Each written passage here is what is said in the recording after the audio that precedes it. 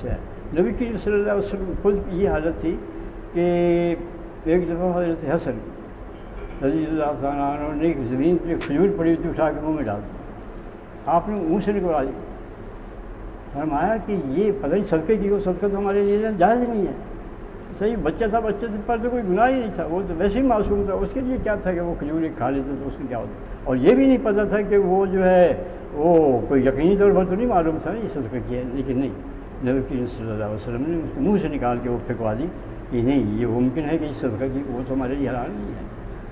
تو اس طرح کی چیزیں جو ہیں ہمیں جب وہ نبی کریم صلی اللہ علیہ وسلم کی اس سے ملتی ہیں تو پھر ہم یہ سب چیزیں جو ہیں چھوڑ کر اور پھر یہ امید رکھیں کہ ہم کوئی بڑی چیز بن جائیں گے، یہ ناممکن ہے۔ اب یہ ابھی آپ سن چکے ہیں سید قطب رحمۃ اللہ علیہ کی بات کہ جب وہاں ایک حکم آ جاتا تھا تو پھر اس کی تعمیر کس طرح سے ہوتی تھی۔ شراب کا جب حکم آیا تو پھر یہ نہیں لوگوں نے دیکھا کہ یہ تو یہودی بھی یہاں بستے ہیں اور عیسائی بھی بستے ہیں، ان کو دے دیا جائے سستی قیمت پر، نہیں، انہوں نے جو مٹکے تھے سب کے پاس توڑ دی، اور یہ ہے کہ مدینے کی گلیوں میں پانی کی طرح شراب جو ہے وہ بہہ گئی، اور کسی چیز کی ضرورت نہیں تھی، صرف ایک اعلان کافی تھا کہ شراب جو ہے وہ حرام ہے۔ تو اسی طرح سے بعض اور واقعات ایسے ہیں جن کو آدمی دیکھ کے سمجھتا ہے کہ یہ ہے اسلامی معاشرہ، اور یہ تھی ان کی بلندی کی وجہ کہ جب ایک چیز ان کو معلوم ہو جاتی تھی کہ یہ حرام ہے، اس کے بعد پھر وہ اس حرام کے قریب نہیں جاتے تھے۔ ایک دفعہ حضرت معاویہ رضی اللہ تعالیٰ عنہ نے حضرت عمرو بن عاص کو حضرت عبداللہ بن عمر کے پاس کافی مال دے کے بھیجا یزید کی بیعت کے لیے وہ آمادہ کرنے کے لیے، لیکن انہوں نے کہا کہ یہ اپنے پاس رکھیں، میں یہ اب پھر میرے لیے اس کام کے لیے نہ آئیں،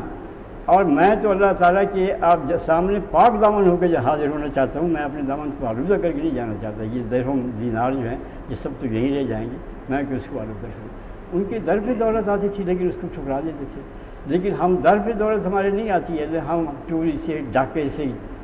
غلط قسم کے کاموں سے ہم جو ہیں وہ اس کو کر لیتے ہیں۔ آپ دیکھیں ہمارے ملک کے اندر کیا ہو رہا ہے، چند لوگ جو ہیں وہ کھربوں کا نقصان قوم کو پہنچاتے ہیں، ان کا کوئی معاوضہ نہیں ہے، کوئی پوچھا نہیں ہے، اور اس کے سب نقصانات جو ہیں وہ سب حرام کی کمائی جو ہے اس کا کھورا جو ہے بڑے بڑے ایوانوں تک پہنچتا ہے۔ تو اس کا جو ہے پھر وہ ذلت کی مار جو یہودیوں پر پڑی تھی وہی آج ہمارے اوپر پڑ رہی ہے کہ ان کو کہیں پناہ نہیں ملتی تھی، آج ہمیں کہاں پناہ مل رہی ہے۔ اتنی بڑی طاقتیں ہیں، اتنے بڑے ممالک ہیں، اتنے ذرائع ہیں ہمارے پاس، انسانی ذرائع ہیں، مادی ذرائع ہیں، سب کچھ ہمارے پاس، راستے ہیں، ہوائی راستے ہمارے پاس ہیں، بحری راستے ہمارے پاس ہیں، لیکن وہ جیسے کہ حضرت صبح رضی اللہ تعالیٰ عنہ کی روایت جہاں کئی دفعہ میں پڑھ چکا ہوں، غصہ کا غصہ ہے، ہماری بالکل جھاگ ہے جل پانی کے اوپر، یہ ہے ہماری، کوئی ہمارا وزن نہیں، دنیا کے دلوں سے ہمارا روب جو ہے وہ اتر چکا ہے، اور دوسروں کا روب جو ہے وہ ہمارے دلوں میں گھر چکا ہے۔ اور نبی کریم صلی اللہ علیہ وسلم سے پوچھا گیا تو اس کی وجہ کیا ہو گئی، آپ نے فرمایا الوہن۔ جب وہ صحابہ نے پوچھا کہ وہن کا حضور کیا مطلب ہے، فرمایا کہ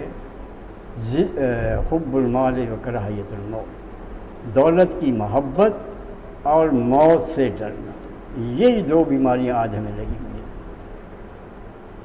ہیں۔ دولت کی محبت ہم نے حرام حلال کی تمیز چھوڑ دی ہے، کراہیت الموت ہم یہ